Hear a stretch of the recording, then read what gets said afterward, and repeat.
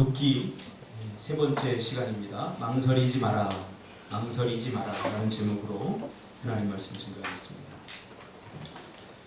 사람은 누구나 실수할 수 있고 또 실패할 수 있고 또 잘못된 선택으로 많은 것을 한순간에 잃을 수도 있고 또 손해볼 수도 있습니다. 그런데 중요한 것은 그 다음입니다. 그 잘못된 선택으로 빚어진 감당하기 힘든 결과들과 정말 소중하고 중요한 것들을 잃고 난 다음, 그 다음에 내가 어떻게 할 것인가, 이게 굉장히 중요한 것 같아요. 우리 사람은 부족하기 때문에, 연약하기 때문에 늘 좋은 선택을 한다는 것은 불가능합니다. 또 우리가 믿음으로 살아가는 하나님의 백성임에도 불구하고 연약하기 때문에 늘 하나님이 기뻐하고 좋아하는 것을 선택하는 것은 이게 힘든 일입니다. 그래서 이런 일이 직면하는 것은 어쩌면 당연한 거죠. 우리가 잘못 선택하고 또 하나님이 기뻐하지 않는 일을 선택함으로 우리의 소중한 것들을 잃어버리고 또 거기에 대한 대가를 치르는 것은, 이것은 어쩌면 당연한 것입니다. 그러므로 좋은 것을 선택하고 하나님이 기뻐하는 것을 선택하는 것도 중요하지만, 그런 선택을 하지 못했을 때 우리는 어떻게 할 것인가에 대한 그 반응, 이것도 굉장히 중요합니다. 잘 선택하면 됩니다. 어떤 것이든지 하나님이 기뻐하는 것을 선택하면 됩니다. 그럼 좋은 결과가 나오겠죠.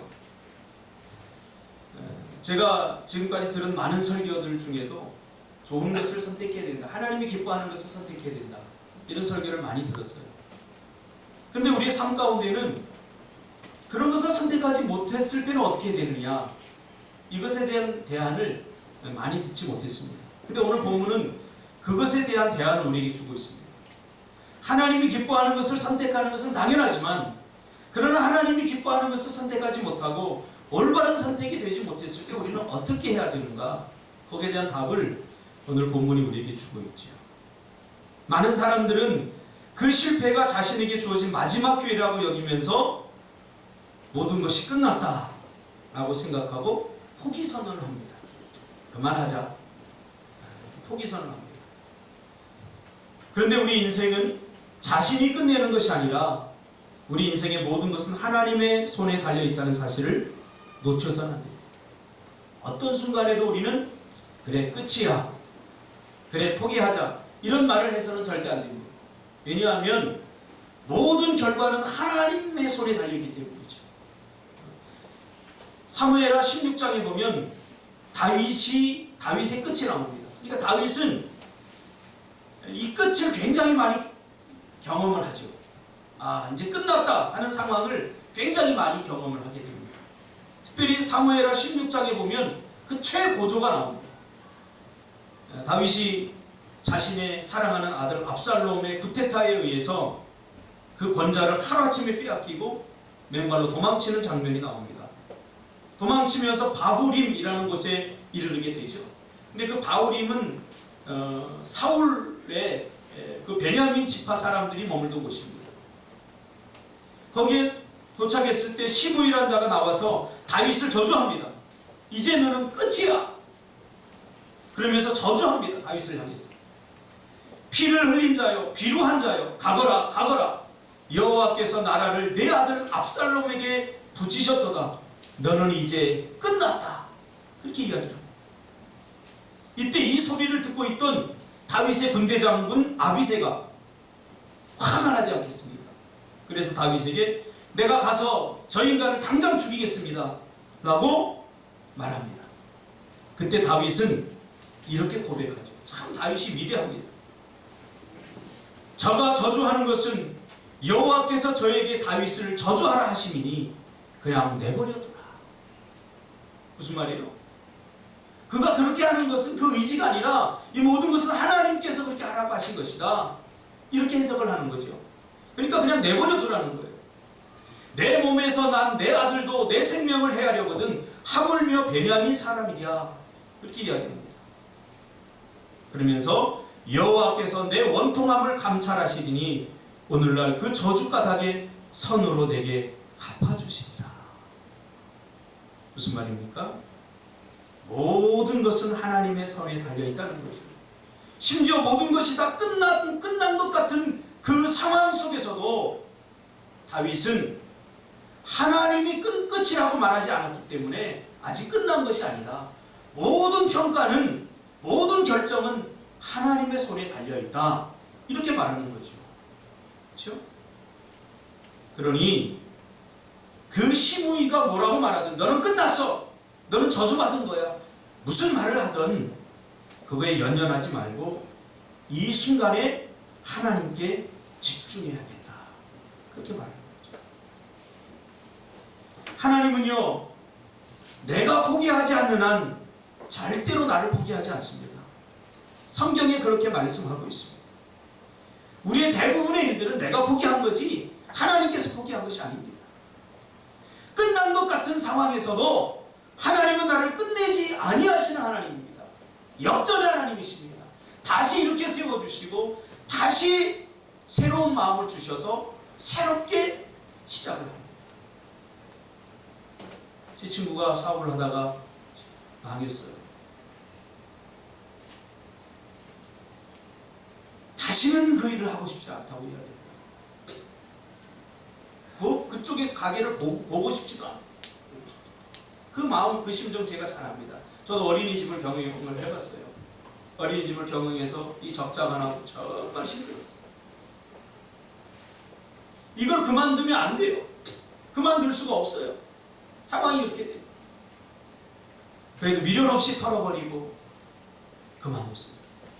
제가 그쪽 방향으로 보고 싶지도 않더라고요. 실패가 주는 좌절감, 실패가 주는 고통입니다. 그런데 뭔가 새롭게 시작하려고 한다는 것은 굉장히 힘든 일이죠.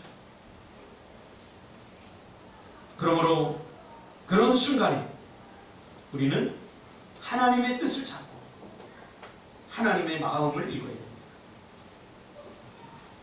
여러분, 하나님의 마음을 읽어주는 사람들이 되시기를 바랍니다. 참새 한 마리도 하나님의 뜻이 없이는 떨어지지 않습니다. 우리의 삶에서 일어나는 다양한 그 일들, 하나님이 다 알고 계시다는 거죠. 그러므로 그러한 순간에 직면했을 때 우리는 하나님의 마음을 읽는 것이 중요합니다. 그런 감당하기 힘든 상황을 어떻게 극복하고 이겨나갈 것인가, 이런 것들이 중요하죠. 지금 내가 처한 환경과 문제보다 더 큰 문제는 왜 하나님께서 나에게 이런 상황을 허락하셨을까 하는 이 문제의 의미를 깨닫지 못하는 것이 더 큰 고통이죠. 그래서 실패하고 잘못된 선택으로 엄청난 것을 잃었을 때 우리는 자신의 선택과 자신의 삶을 철저하게 분석하고 잘못된 것들과 문제점을 찾아내어서 철저하게 자아 성찰을 통해 자신을 바꾸는 것이 중요합니다. 하나님의 관심은 우리의 환경이 변화되는 것이 아니라 내가 바뀌는 것을 원하죠. 내가 바뀌지 않는 상태에서 어디 가서 무슨 사업을 하든 똑같은 일이 똑같이 발생합니다. 중요한 것은 내가 변화되고 내가 새롭게 되는 것이죠. 그러므로 이런 일을 허락하신 하나님, 그 하나님의 뜻이 어디 있을까? 하나님의 뜻에서 우리는 얼마나 멀어졌는가? 하나님의 마음이 무엇인지 이 순간에 아는 것이 중요합니다. 그렇지 않고 환경 탓하고 사람 탓하고 그런 사람에게는 새로운 기회가 절대 주어지지 않습니다. 오늘 나오미 보세요. 실패했잖아요. 분명히 실패했잖아요. 잘못된 선택을 했잖아요. 그 나오미의 반응을 보십시오. 그 다음에 어떻게 합니까? 나오미는 징징대지 않았어요. 그 잘못된 선택으로 자기 남편을 탓하거나 자기 아들들을 탓하거나 환경을 탓하거나 그러지 않았어요. 내가 뭐라고 그랬어? 내가 고향 떠나지 말자고 그랬지. 그러면서 책임을 회피하지도 않았어요. 또 자신의 선택을 비관하거나 좌절하지도 않았어요. 오늘 본문에 그런 내용이 하나도 나오지 않아요. 왜요? 이 선택에 대해서 나오미는 어떤 생각을 가지고 있었냐면 이 선택의 절반은 자기의 몫이다 라고 생각을 했습니다. 어떻게 해서든지 책임을 지려고 했던 것 같아요.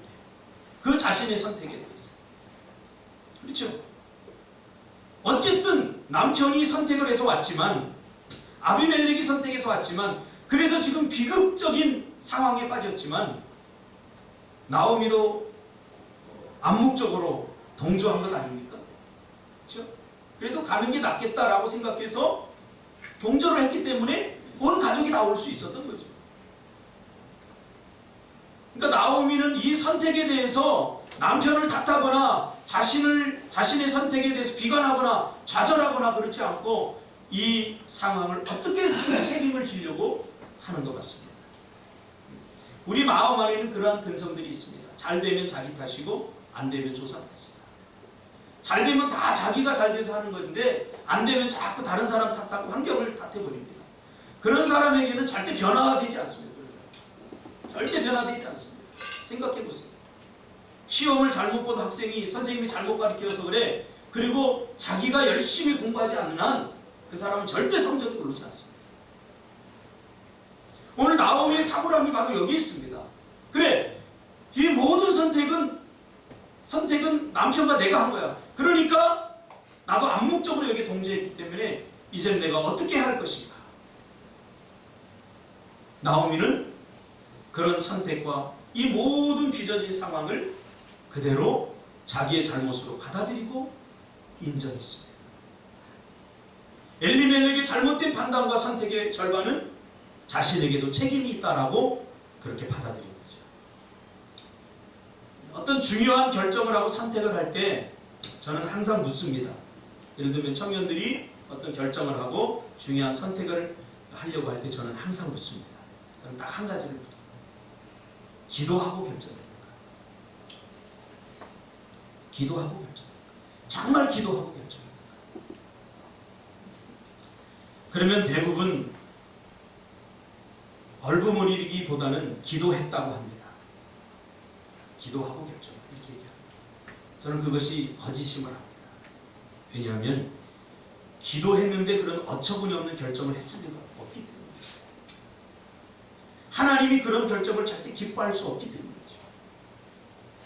자기 보존을 위한 자기 본능으로 결정하고 선택하고 판단하고 굉장히 위험한 악수를 두고는 기도했다라고 얘기해요. 제가 기도했느냐라고 묻는 것은 하나님의 사인, 하나님의 결정, 하나님의 사인에 대한 음성을 들으냐 그 말이죠. 여러분, 우리 인생의 어떤 순간에도 하나님의 사인이 없이 움직이면 반드시 오늘 나오미와 같은 상황에 직면할 수도 있습니다. 우리가 그것을 기억해야 됩니다. 그래서 저는 힘들고 어려울 때는 아무것도 결정하지 말라고 이렇게 권면합니다. 때로는 그냥 가야 될 때가 있죠. 아, 이거 내가 잘못했구나 하는 게 아니라 때로는 그냥 가야 될 때가 있습니다. 대부분은 인간적인 자기 생각으로 결정하고 하나님이 지지해 주기를 원하는 방식으로 받아들입니다. 그러면서 어쩔 수 없었다라고 해요. 우리의 삶이 변화되지 않는 이유가 바로 여기 있습니다. 어쩔 수 없는 상황에서 어쩔 수 없는 뻔한 결정들을 다 하고 나서는 어쩔 수 없었다 그렇게 말합니다. 그런 사람들은 계속 어쩔 수 없는 인생을 살게 됩니다. 우리 그리스도인들, 하나님의 백성들은 달라야죠. 선택과 결정이 달라야죠. 당연히 기도하고 하나님의 사인을 받고 움직여야죠. 여기에 어쩔 수 없습니다는 통하지 않습니다. 그래서 우리는 믿음과 신념을 구분해야 됩니다. 신념은 근거 없는 자기 확신입니다. 확신을 가지고 있는데 근거가 없어요. 그냥 그렇게 하면 될 것 같아요. 많은 사람들이 신념을 믿음으로 착각합니다. 신념을 자기 자신이 믿고 싶은 것을 신념은 믿게 하는 거죠. 이게 신념입니다. 믿음이라고 하는 것은 근거가 있죠. 하나님의 약속입니다. 우리가 믿어야 되는 것은 우리가 가지고 있는 꿈이 아닙니다. 우리가 가지고 있는 소원을 믿어야 되는 것이 아니라 우리가 믿어야 되는 것은 하나님의 약속을 믿어야 되는 거죠. 자신의 소망과 자신의 소원, 자신의 꿈, 자신의 욕망, 자신의 원투 이런 것을 마치 하나님의 약속처럼 착각해서 하는 거예요. 우리가 믿어야 하는 것들은 이런 것들이 아니라 바로 하나님의 약속입니다. 자신의 욕망과 꿈을 하나님의 뜻으로 포장해서는 안 됩니다. 많은 한국 교회들이 마치 성전 건축을 하나님의 뜻처럼 오해해서 크게 지어놓고 부도가 나서 얼마나 많은 교회들이 문을 닫습니다. 성전 건축하는 자체가 문제는 아닙니다. 그러나 수준에 맞게 분수에 맞게 해야죠. 그렇지 않고 그것을 마치 하나님의 뜻처럼 그렇게 자신의 욕망과 꿈을 거기에 담아서 포장을 해버리는 순간 문제가 생깁니다. 그런 의미에서 나오미는 굉장히 쿨한 사람입니다. 철저한 사람입니다. 겸손한 사람입니다. 나오미는 자신의 가족 공동체가 잘못된 선택을 했음을 인정하고 받아들입니다. 그리고 여기서부터 이제 내가 책임을 져야 됩니다. 공동의 책임이지. 우리 교회에서 일어나는 모든 일의 책임은 바로 우리의 몫입니다. 일방적인 한 사람의 몫입니다. 이게 공동의 책임이지. 하나님은 우리를 공동체로 부르셨기 때문이지. 우리나라가 잘못되고 있는 것은 우리의 책임이고 저와 여러분의 책임입니다. 정치인들 욕한다고 우리가 회피할 수 있습니까? 아닙니다. 우리가 뽑은 사람들이에요. 여기서부터 다시 시작을 해야 된다는 거죠. 책임의식을 가지고 다음에 투표할 때는 더 우리가 더 생각을 많이 하고 더 기도를 많이 하고 더 철저하게 준비해서 투표를 해야 되는 거죠. 자꾸 우리는 그런 정치인들을 비난함으로써 자신의 책임이 없다는 것을 우회적으로 말하려고 합니다. 절대 그렇지 않습니다. 그러므로 항상 최악의 선택과 결정은 어떤 결정이냐? 하나님 없이 하는 결정입니다. 하나님을 염두에 두지 않고 하는 결정은 최악의 결정이 되는 것입니다. 오늘 보세요. 이 나오미와 엘리멜렉 가정의 선택은 사람들이 보기에는 최선의 선택입니다. 흉년이 왔어요. 먹을 것이 없어요. 떠나는 것이 최선이죠. 떠나는 것이. 먹을 것이 있는 곳으로 가는 것이 최선이죠. 그러나 하나님의 백성들은 눈에 보이는 것만을 봐서는 안 됩니다. 분명히 하나님께서 출애굽기에 이스라엘 백성들이 가나안 땅을 주면서 그 땅을 떠나서는 안 된다고 하나님께서 이미 약속해 주셨습니다. 선물로 주신 축복의 땅을 절대로 떠나면 안 된다 하고 이미 약속으로 주신다는 겁니다. 그러면 어떻게 해서든지 약속의 땅을 지키고 이 땅을 떠나서는 안 되는 거죠. 흉년이 왔다고 떠나고 먹을 것이 없다고 떠나는 것은 이것은 최악의 결정이죠. 하나님이 기뻐하지 않는 선택과 결정을 하고 어떻게 우리가 축복을 기대할 수 있겠습니까? 기도하지 않고 헌신하지 않고 신앙생활을 제대로 하지 않는데 잘 되는 것은 오히려 이게 위험한 거예요. 어떻게 보면 이 나오미 가정에 불어닥친 이 비극은 인간적으로 보기에는 정말로 안타까운 일이지만 우리가 영적인 의미에서 하나님의 편에서 바라보면 하나님이 다시 기회를 주시는 사건입니다.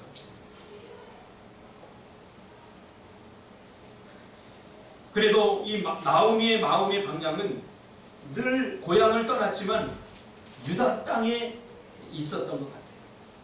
지금 오늘 본문에서 우리가 다 읽진 않았지만 나오미는 항상 고향의 마음이 있었어요. 고향의 소식을 늘 듣기를 원했고 비록 몸은 떠나 있지만 고향이 늘 궁금했던 거예요. 저도 고향을 떠난 지 오래됐지만 고향 소식을 가끔 듣고 싶어요. 무슨 일이 있었나? 어떤 일이 있었나? 그래서 고향 사람들이 만들어 놓은 카페도 들어가서 아이고 이 아주머니가 돌아가셨다. 친구 어머니가 돌아가셨다. 그런 소식을 듣기도 합니다. 왜? 관심이. 이 나오미는 고향 땅에 항상 관심이 있었습니다. 그래서 고향 소식을 늘 들으려고 했죠. 그러나 안타까운 것은 모압 땅에 더 이상 머물면 안 된다는 것을 알면서도 나오미는 결정적으로 돌이키는 데는 실패했다. 이곳에 머물러서는 안 돼. 하는 것을 이 나오미는 진작 알았어요. 그래서 여기서 비록 살았지만 그러나 그 마음은 늘 고향 땅에 가 있는 거예요.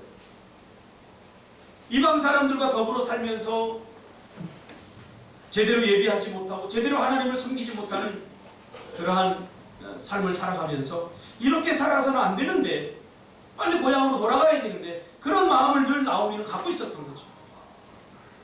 그러나 차일피일 미루다 보니까 결정을 하지 못한 거죠. 그리고 나서 드디어 모든 소중한 것을 다 읽고 나서야 이제야 비로소 결정하게 됩니다. 하나님은 늘 우리의 마음의 방향을 묻습니다. 우리의 마음이 중요한 이유는 하나님이 역사하는 장소이기 때문입니다. 신앙생활은 마음의 문제입니다.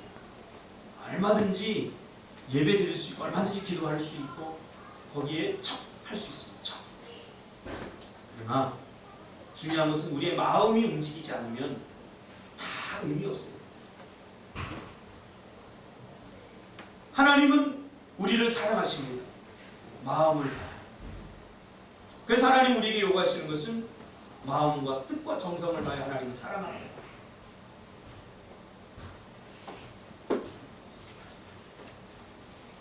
하나님의 음성을 듣고 결정하고 선택하는 일은 우리의 마음과 관련이 있습니다. 우리의 마음이 하나님께 집중해야 할 때 이것이 가능합니다.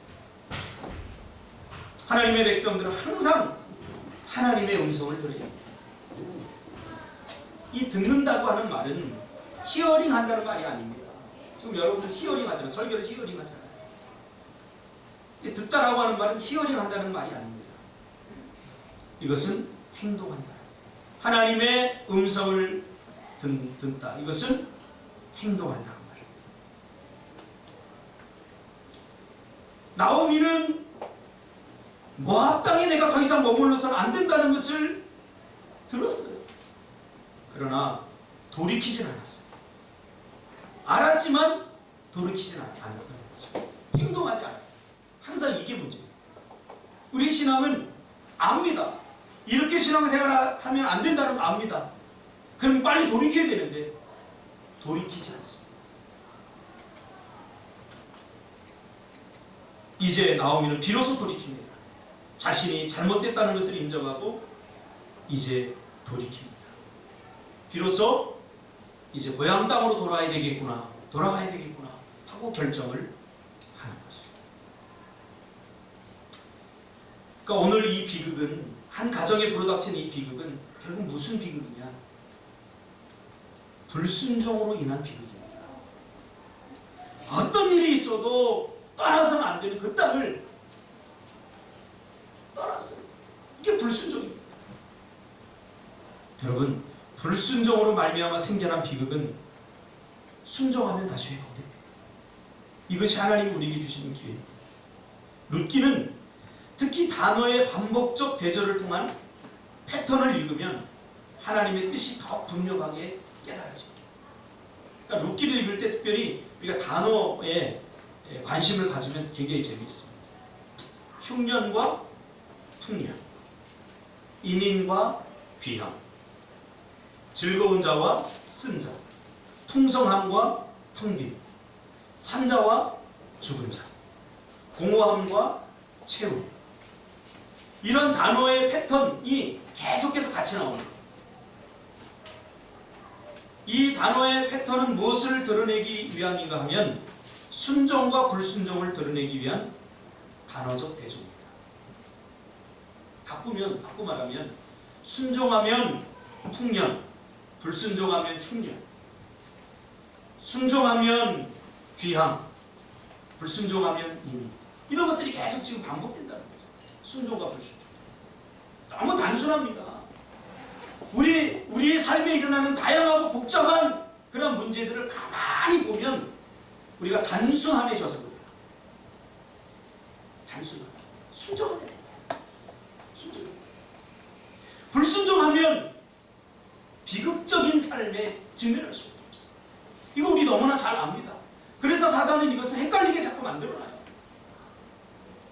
불순종할 수밖에 없는 그런 감정과 인간성, 이런 것들이 자꾸 호소를 합니다. 생각해 보세요. 가족들이 굶어 죽어가고 있는 형편에 처했는데 어떻게 가정이 이것을 떠나지 않겠느냐. 저기서 뻔히 먹고 살 곳이 있는데 어떻게 떠나자. 그래도 믿음의 사람들은 참아요. 왜냐하면 이것을 조금 더 깊이 우리가 생각해 보면 여기에는 순종과 불순종의 문제가 담겨져 있거든요. 고의적으로 불순종하는 사람 없습니다. 고의적으로 누가 불순종을 하겠어요? 대놓고 불순종하는 사람 없습니다. 다 어쩔 수 없기 때문에 불순종합니다. 그런 상황을 사단이 교묘하게 다 만드는 거죠. 그래서 우리는 조심해야 됩니다. 로마서 5장 17절에 보면 한 사람의 범죄로 말미암아 사망이 그 한 사람을 통하여 왕노릇하였습니다. 더욱 은혜와 의의 선물을 넘치게 받은 자들은 한 분 예수 그리스도를 통하여 생명 안에서 왕노릇하리라. 순종은 생명 안에서 왕노릇하리라. 그러나 불순종은 사망 안에서 왕노릇하게 된다는 거죠. 순종하면 생명 안에서 왕노릇하는 삶을 살고 불순종하면 사망이 왕노릇하는 삶을 우리가 살아가게 된다는 거죠. 지금 엘리멜렉 가정에 닥친 이 위기는 사망이 왕노릇하는, 다 죽잖아요. 엘리멜렉 죽고 두 아들 죽고 기럝과 말년 죽고 이제 남은 사람도 다 죽게 생겼어요. 다 죽을 일만 생기는 거예요. 불순종.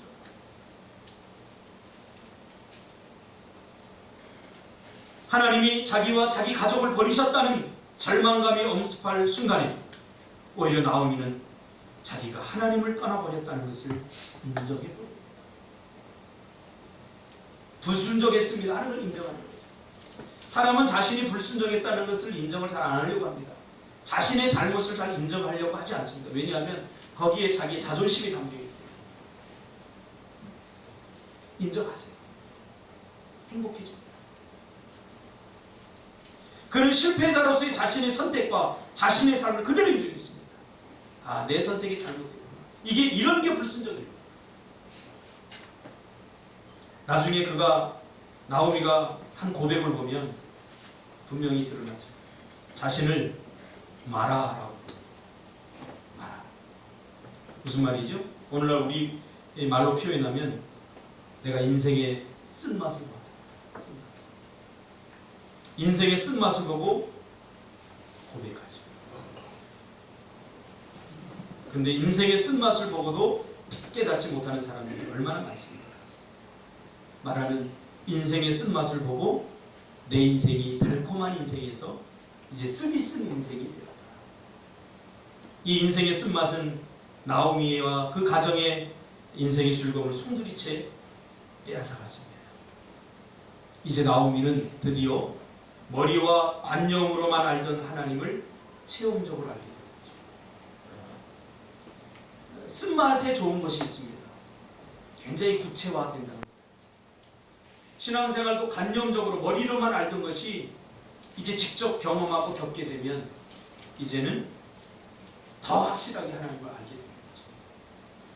귀로만 듣던 하나님을 이제 눈으로 직접 보게 됩니다. 아, 하나님께서 지키라고 주신 약속의 땅, 축복의 땅을 떠나서는 절대로 안 되는구나. 나오미 가정은 겪고 나서 깨닫게 됩니다. 그래도 굉장히 수준 높은 사람이에요. 겪으면서도 깨닫지 못하는 사람이었어요. 겪으면서도 이것이 인간적인 그런 단순한 사건이다라고 생각하는 사람들이 얼마나 많아요. 시편 49편 20절에 존귀에 처하나 깨닫지 못하는 자는 멸망하는 짐승과 같다. 짐승은 영혼이 없기 때문에 깨닫지 못합니다. 절대. 하나님의 형상을 따라 지음을 받은 하나님의 백성들만 자각할 수 있고 깨달을 수 있습니다. 앵무새가 막 소리를 내면서 막 사람 말 따라하지만 야, 내 미래를 위해서 내가 외국에 어학연수 가야 돼. 그런 앵무새 한 마리도 없어요. 원숭이가 IQ가 좋아서 막 사람 따라하지만 야, 내가 이렇게 살다가 내 미래가 없겠다. 그렇게 해서 탈출하는 원숭이 한 마리도 없어요. 왜? 본능으로 살기 때문에. 짐승들은 본능으로 사는 거예요. 이성으로 사는 게 아니에요. 오직 하나님의 백성들만 우리의 삶에서 일어나는 모든 일들을 각성하고 자각하고 회개하고 돌이킬 수 있다. 하나님의 형상을 따라 지은 거예요. 그러나 위기에 처했는데도 깨닫지 못하는 사람은 짐승의 수준, 본능적으로 살기 때문에 하나님 위로부터 주어지는 지혜와 영으로 살지 않고 본능으로 살기 때문에 깨닫는 것이 힘들다.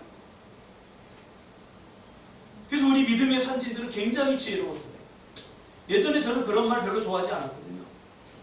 저희 어머니는 뭐 조금 잘못하면 내가 이번 달이 너무 힘들어서 11절 안 했더니 아이고 그 돈만큼 또 병원비로 나가네. 그런 말들 굉장히 미신으로 제가 알았어요. 그러나 제가 나이가 먹고 신앙에 생활하고 목회를 하면서 이것은 굉장히 통찰력 있는 자각이구나. 그런 생각을 많이 해요.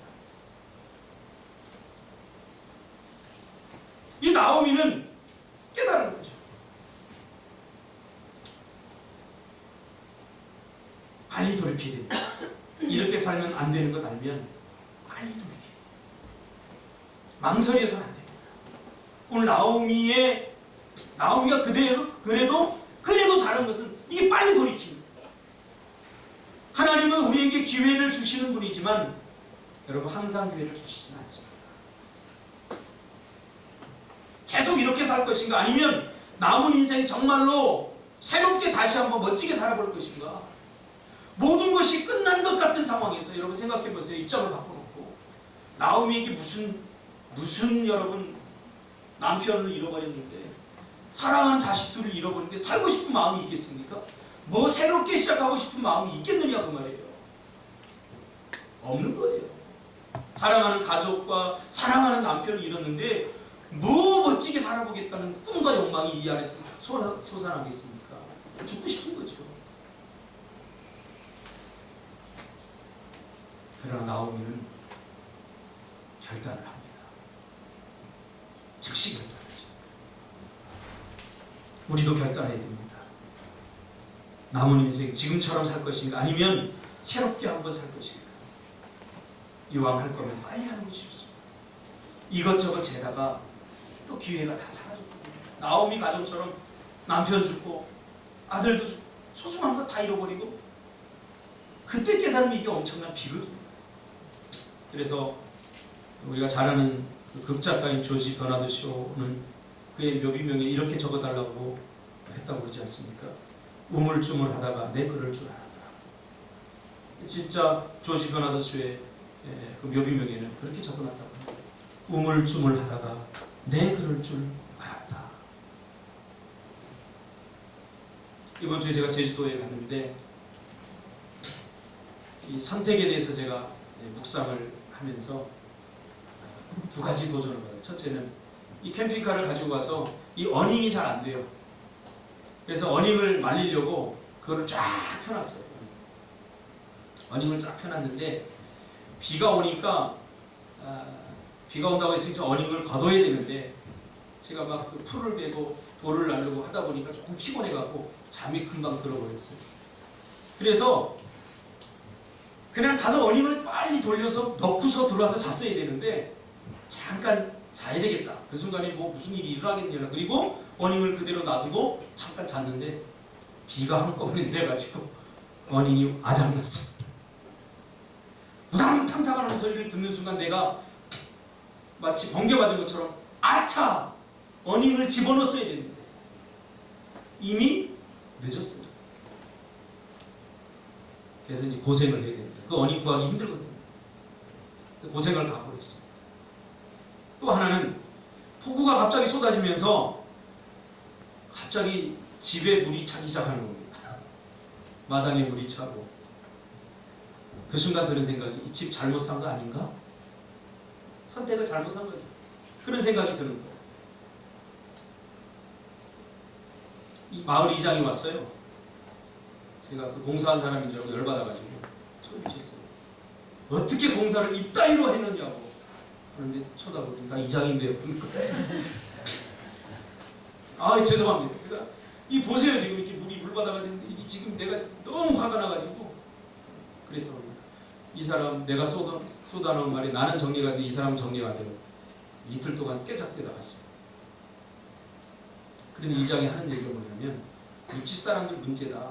제주도 땅이 있으니까 개나 소나 다 알아보지도 않고 다 땅을 사는 게 아니 이렇게 되는 거 알아보지 않고 당신네들이 선택과 결정에 당신네들이 책임 아니냐 이렇게 얘기를 하는 거예요. 또 얼마나 열이 받아요. 그러니까 옆집에 들어왔거든요. 옆집 아저씨가 제가 생각하기에 교장 선생님 같아요. 은퇴하신. 이 아저씨가 달려들면서 막 싸우자고, 막 염장지르냐고 막 또 화를 냅니다. 그 순간에 제 머릿속에 수많은 생각들이 지나갔어요. 열도 나고 화도 나고 분도 생기고 또 내가 잘못 선택한다 이런 수많은 생각들이 지나가면서 답이 안 내려지는 거예요. 지금 비는 계속 내리고 지금 조금 있으면 집은 차겠고 제가 그 순간에 주여 이렇게 불러서 주여 어떻게 합니까? 주여. 우린 당황하면 주님을 잘 안 불러요. 이게 습관이 돼야 돼요. 주여. 우리 옛날에 어머니들은 뭐만 하면 주여 그랬어요. 주여 남발하지 마시고 이런 순간에 정말 주여를 불러요. 주님. 그러니까 주님께서 제 마음속에 야 냉정해져라. 그래서 제가 좀 냉정해졌어요. 즉시 사과했어요. 이장님 죄송합니다. 어떻게 했으면 좋겠어요. 사과했어요. 그 순간에 사과를 하고 나니까 하나님이 저에게 해결책들을 싹 주셔요. 그래서 상진 집사한테 빨리 구자업에 전화해서 지금 침수될 위기니까 빨리 전화를 했더니 조금 있다가 구자업에서 출동을 해가지고 양수기 들고 와가지고 물을 푸기 시작합니다. 조금 있다가 공사를 맡았던 사람들이 오기 시작합니다. 그래서 잘 해결됐어요. 인재예요. 인재. 그래서 지금 공사하고 있어요. 침투조를 더 파고 또 물길 흐름도 조정하고 이런 것들 묻고 비가 그렇게 와보지를 않아가지고 이런 일이 일어날 줄 몰랐던 것 같아요. 근데 비가 또 마침 와가지고 우리가 가는 때 와가지고 우리가 없었으면 다 잠겼을 거예요. 근데 그 순간에 딱 봐가지고 하나님이 잘 대처할 수 있도록 그렇게 해주시고 그래서 월요일날 공사가 끝납니다.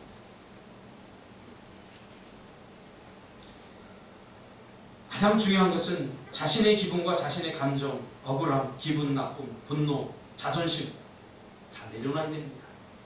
이런 순간이 중요해요.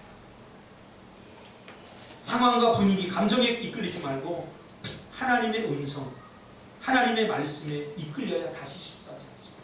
오늘 나오미처럼 말이죠.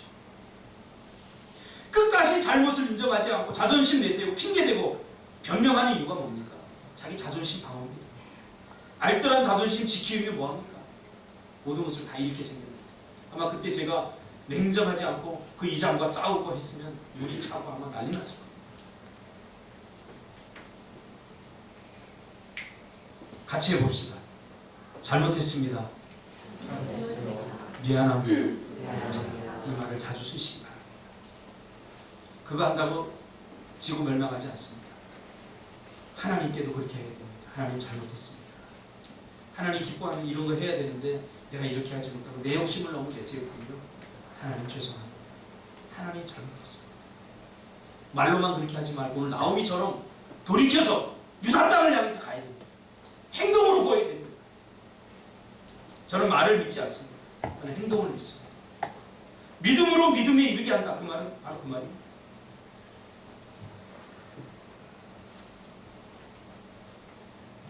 신앙과 세상의 경계선을 넘나들면서 위험한 영적 고개를 더 이상 해서 안 됩니다. 저기서 좋은 소식이 들려면 저쪽으로 가고 저기서 괜찮을 것 같으면 이리로 가고 여기 양식이 있으면 이리로 가고 아닙니다. 우리는 약속의 땅에도 흉년이 온다는 것을 기억하시기 바랍니다. 하나님의 백성들에게도 영적 기근이 옵니다. 요즘 우리 88세대 참 불쌍해요. 직장이 없잖아요. 직장. 이게 내 문제입니까? 그러다 보니까 자꾸 떠날 생각만 하는 거예요. 외국으로 떠나고. 여러분 외국에 가보세요. 더 힘들어요. 여기서 못하면 더 힘들어요. 나오미의 탁월함이 무엇입니까? 남편이 죽고 두 아들이 죽는 것을 보면서 자신도 죽었다라고 선언을 한 거죠. 마라가 된 것입니다. 내가 죽으면 다 해결됩니다. 할렐루야. 내가 죽어야 됩니다. 내 욕심, 내가 하고 싶은 거 이거 다 죽어야지. 어떻게 보면 늦은 것 같지만 그러나 돌이키면 더 이상 늦은 것은 아닙니다. 나오미가 이제 다 잃고 돌이킨 이미 늦은 것 같지만, 그러나 돌이키면 더 이상 늦은 것은 아닙니다. 신앙생활에 늦은 때란 없는 것 같습니다. 그러나 지금 하지 않으면 이미 늦어질 수도 있습니다. 육신의 내가 죽으면 드디어 영적인 기쁨의 소식들이 들리게 됩니다. 오늘 나오미는 멀리서 들려오는 소식을 듣게 되죠. 그 여인이 모압 지방에서 여호와께서 자기 백성을 돌보시사 그들에게 양식을 주셨다는 걸 듣고, 나오미 마음에 들어온 것은 여호와께서 이스라엘 백성들을 돌보셨다는 말입니다. 떠날 때는 저 미련한 놈들, 저 굶어 죽겠다, 자기들이 똑똑한 것처럼 그렇게 왔겠죠. 그러나 결과적으로 보니까 하나님께서 돌보시니까 그들은 굶어 죽지 않고 그들은 여전히 살아있는 거죠. 오히려 하나님 복을 주셔서 풍성한 양식이 베들레헴에 있다라는 소식을 듣게 된 거죠.